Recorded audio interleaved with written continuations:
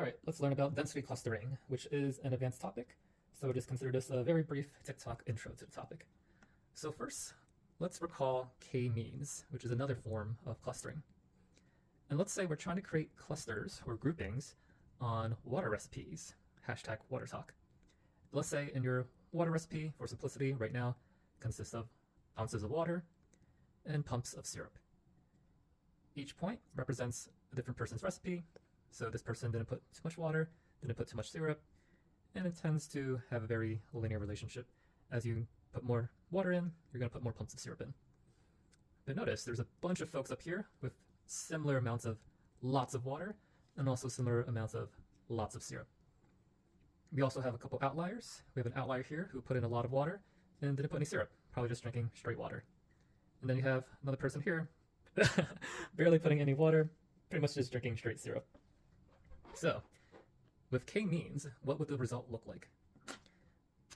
So what k-means would do is create a cluster here and another cluster here.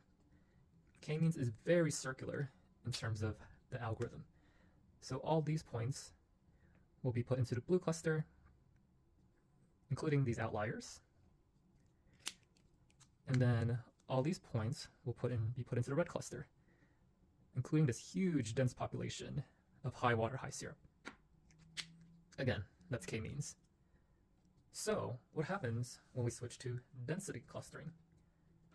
As the name implies, density clustering isn't purely about distance, it's also about density of the points. And what's going to happen is it's going to pick up on how dense these points are and say that it belongs to a different cluster than the other points. So what does the result of density clustering give you? Let's see, let's do purple and green. So the result is it's actually going to create a cluster around these dense points. It's also going to create a cluster around this long shape here. And it's actually going to leave these two alone.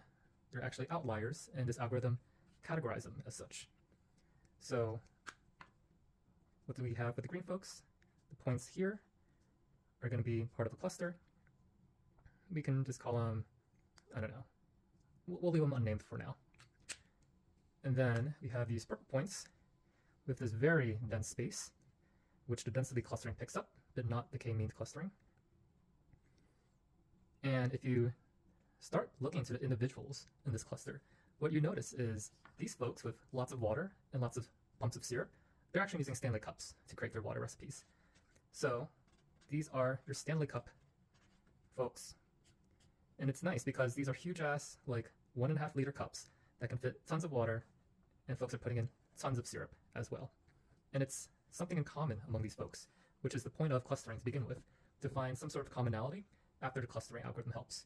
So these folks using Stanley cups, hence the high water, as well as the high pumps of syrup. The green folks, they're probably just using, I don't know, regular cups, regular glasses, nothing too special about them. So maybe we'll just call them, I don't know, regular cup people. And then you have these outliers, who are definitely outliers, and the algorithm will not put them into any cluster.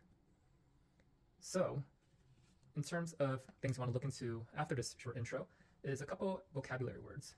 First is core points, which are essentially what are the points that truly define your cluster, something similar to like a centroid, for example, from k-means.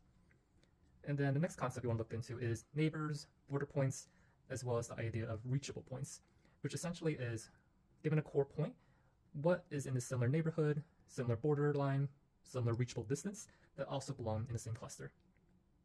And then finally, there's the concept of noise points, and the noise points in our example are these outliers here. And that's a short intro to density clustering.